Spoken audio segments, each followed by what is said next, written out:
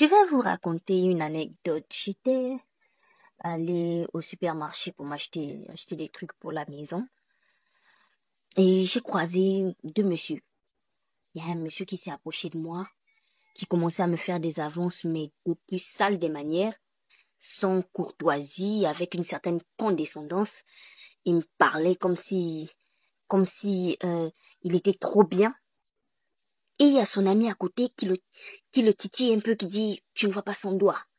Regarde son annulaire, elle est mariée. Et dès qu'il a vu mon alliance, il a changé de langage. Ah, madame, excusez-moi.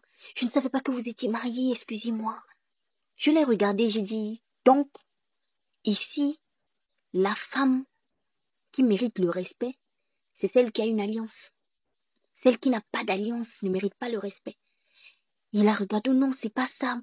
Moi, si vous m'avez parlé avec beaucoup de condescendance. Vous m'avez manqué de respect par vos mots. Et c'est même pas parce que j'étais habillée d'une certaine manière. Moi, souvent, je m'habille en panne. Je m'habille en complet panne. Et c'est très difficile de me voir m'habiller un peu façon, non.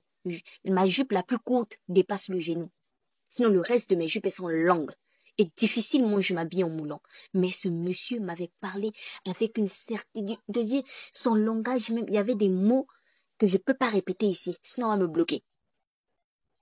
Et je l'ai regardé, je lui ai dit, donc, pour vous, une femme qui mérite de respect, c'est celle qui a une alliance. Oh non, c'est pas ça. Je lui ai posé la question. Toutes vos sœurs, elles sont mariées? Oh non. Votre maman, là, elle est mariée? Oh oui. Moi, je dis, vous vivez avec une femme. Votre femme, là, je vois que vous n'avez pas d'alliance. Donc, votre concubine, en ce moment, est en train de se faire vilipender. Il est resté calme. Je n'ai pas voulu continuer la conversation parce que voilà, je suis très sanguine, j'ai du sang chaud. Je suis partie. Mais après, j'ai réfléchi. Je me suis rendu compte, au fait, que les hommes ne respectent pas les femmes. Les femmes mariées, nous autres là, c'est pas, je ne vois pas, les hommes ne nous respectent pas nous. Les hommes respectent l'homme qu'il y a derrière cette alliance.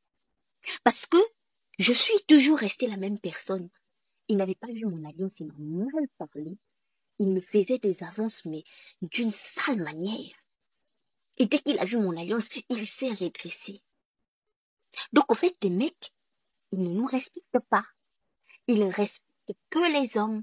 Donc, quand il a vu mon alliance, il a dit, il y a un homme à côté d'elle. Et qui s'est rangé. C'est pour cela que je dis toujours que les pygmées n'auront jamais raison. Chers pygmées, vous qui voulez tant la validation des hommes, jusqu'à raconter des choses tellement absurdes, jusqu'à dire des choses qui n'ont aucun sens, juste pour avoir la validation des hommes.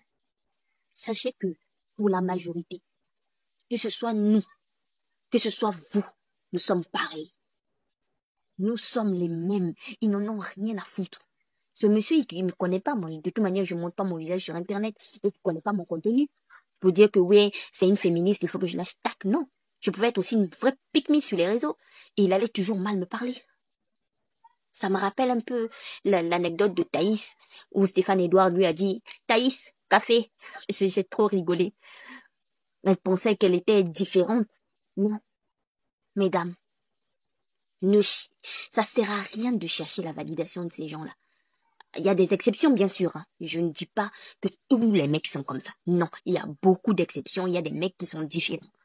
Mais la majorité ne sont pas éduqués, ne sont pas construits pour nous respecter, pour nous accorder le minimum de respect. C'est pour ça les pygmies, vous me faites rire et vous me faites pitié. Parce que vous faites tout ça, en fait, pour rien. Pour avoir la validation des hommes, il faut être un homme. Point.